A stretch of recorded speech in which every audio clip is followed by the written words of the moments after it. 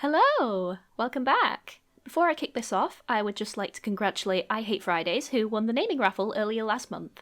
The winning name was Mint, so that is our mascot's new name, and I think it suits her very well. Friday has received a full character illustration to do with which they please, and I would also like to let you all know that Friday has their own webcomic called Demi-Humans over on Webtoon, so please check that out. I will provide a link in the description.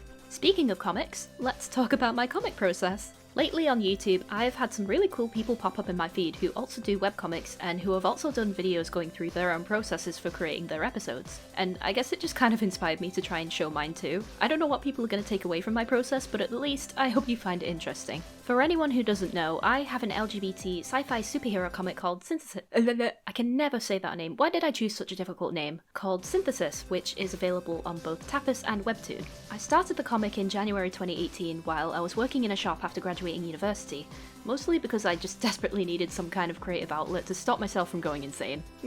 But because I come from animation and not comics, I feel like I have a bit of a weird workflow because I imagine things in a screen format for the most part, so there's a bunch of things that I don't tend to really consider, not because I don't want to, but because it literally just doesn't cross my mind. For example, my comic doesn't really utilize movement lines or sound effects very often, though I am consciously trying to use them more, and sometimes it feels like because of these little things, my comic feels more like a storyboard than an actual comic. So what I'm hoping to do today is just kind of go through my process of how I do things normally, and then hopefully after this video wraps up, I'm gonna find some ways to incorporate a few methods or techniques used by some other comic creators who have done similar videos. Don't worry, I will be linking all videos of the creators I take notes from in the description, and I encourage you to subscribe to and read their works because they are all really lovely and talented people, and I can tell you that anyone who does a comic works astronomically hard. Please bear in mind that from this comic's very first episode, I created it as a means to practice my drawing skills and to learn how to do everything that encompasses a webcomic.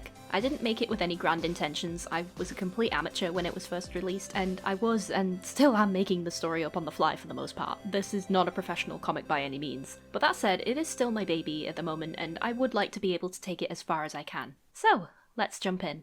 Okay, so the first thing with my process is to draft up some very rough thumbnails. I have a blank page Zelda journal that has literally been with me since the comic's inception that I tend to do a lot of the planning in. This journal is extremely unorganised. I'm very messy when I'm not using a computer. Literally, there are so many scattered notes, drawing concepts, thumbnails, panel ideas, and just everything else in this thing, and it's not even halfway done. It's like my little production diary for the whole comic. But yeah, I usually take a really thin marker pen and do some rough outlines for the panel layouts. They are extremely messy, which is honestly what you want because thumbnails are supposed to be very quick, and this step really takes no time at all, so that is our first little bit done.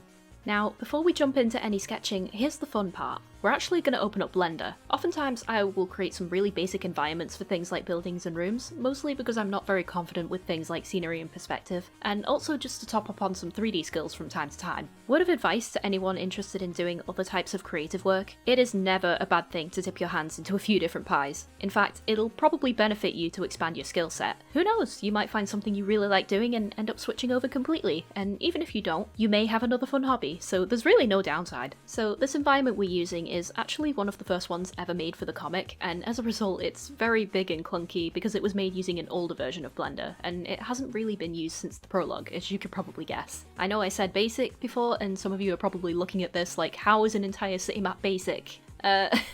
Well, it's not. This is the only one that isn't basic because it was the first one I made, and I was obviously a bit ambitious with it because I wanted to return to it for future parts of the comic. For anyone who's wondering, this was done using an add-on called OpenStreetMap, which I will provide a link for below. But yeah, effectively what we're going to do is just pinpoint the particular area we want and do some refining where necessary. Mostly this just means adding things in like a window, a door, a floor, and just any other relevant furniture to the scene. Any additional items like trinkets can be added in later when sketching. You'll notice there's some clipping going on in the side of this model, and that is because everything is on a slight rotation due to the map placement, so the axes are a bit messed up and a few things seem to be clipping through. I swear my other models are better for this stuff, trust me. Like I said, this was one of the first models, so it is 3 years old, but luckily we're not going to be using the actual 3D elements, we're just going to be drawing over them, so we don't have to worry about that little bit of clipping.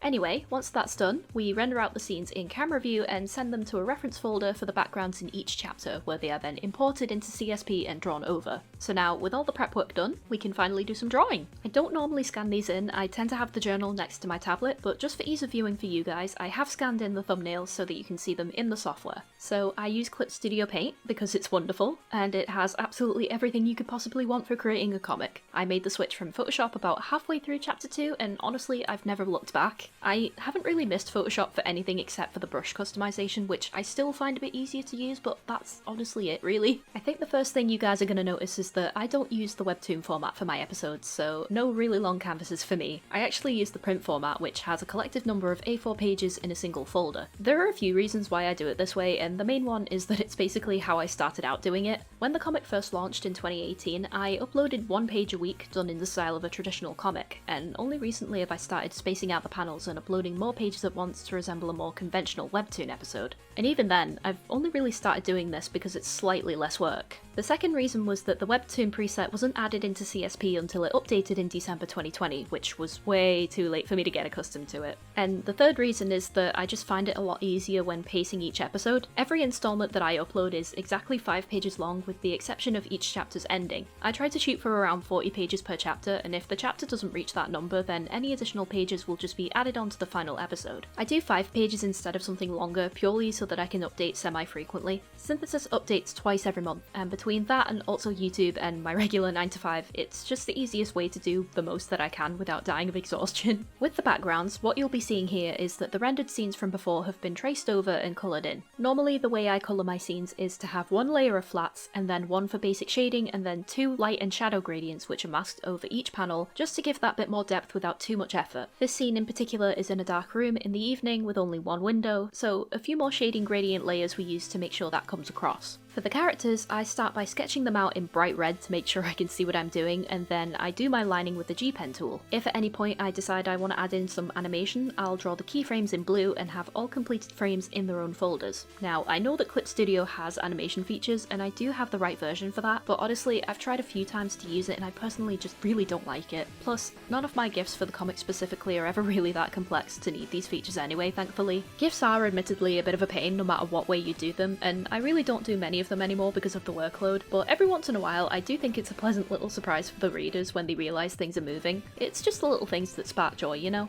Because I upload on both Tapas and Webtoon, if any pages do happen to have animation in them, I will usually chop up the page and render out all of the frames from the moving panel into their own folder, where I will also keep other assets like GIF files which will be uploaded to Tapas. For Webtoon, we just choose one of the still frames instead of the GIF and upload it with the other panels. The reason for this is because Tapas does have a size limit for GIFs, and turning the whole page into one big GIF absolutely destroys the quality. And this again is another reason why I personally don't use longer canvases, because it's just going to get chopped up and cropped anyway.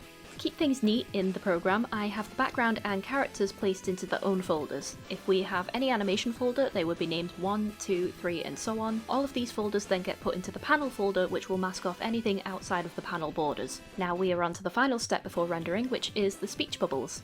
I just tend to use regular old circle balloons, and the font I use is called Gorilla Milkshake. One thing that is probably noticeable with synthesis is that I've never used actual balloon tails, and that is purely because I just don't like how they look, as dumb as that sounds.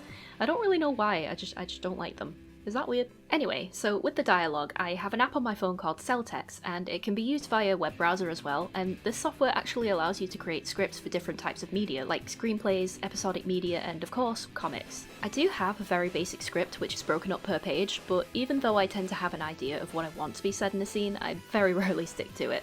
It mostly comes down to how big the bubbles end up being and how I can best break up the sentence to look appealing without the dialogue taking over the whole page. If too much is being said, it gets shortened or replaced completely. Finally, we go to File and export single layer as PNG, select the file location and its name, and in the export settings, I tend to export the image with an 800 pixel width for output size, which is the maximum file size for Line Webtoon. Click OK, and with that we are done. It honestly feels pretty bizarre going through all of this because it feels so different to how I used to do things. I originally used Photoshop and I didn't even know how to properly export pages. I would just change the resolution manually and then save, which looking on it now was such a pain and also very risky because if I saved that and closed down the software by accident, then the resolution was permanently wrecked. But hey, we live and learn. This little project that definitely wasn't supposed to last this long has come really far, and I'm happy that I get to share it with people, so thank you to anyone who has read it. If you'd like to read it, then please check out my links below. I would very much appreciate it. The story is finally starting to pick up, I'm happy to say. Before this point, we were in the midst of a flashback in which I gave the comic this really ugly and embarrassing muted sepia tint, and with the latest update, we have finally been able to toss that aside. Thank God. Before I sign off, we have some very cute mascot fan art that I'd really like you all to gander at because they make me so happy. I didn't think people would end up liking Mint so much as to actually draw her, so seeing all of these was such a lovely surprise every time. That said, 2 of these were made while the raffle was still in discussion, and we were making jokes in the Discord about her being called Baguette because the beret makes her look French,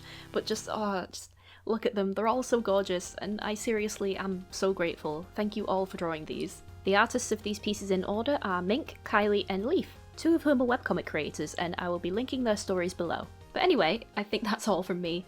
Thank you so much for watching. If you like what you see, please leave a like and subscribe to see more from me, and I will speak to you all when I next upload. Stay safe everyone. Bye!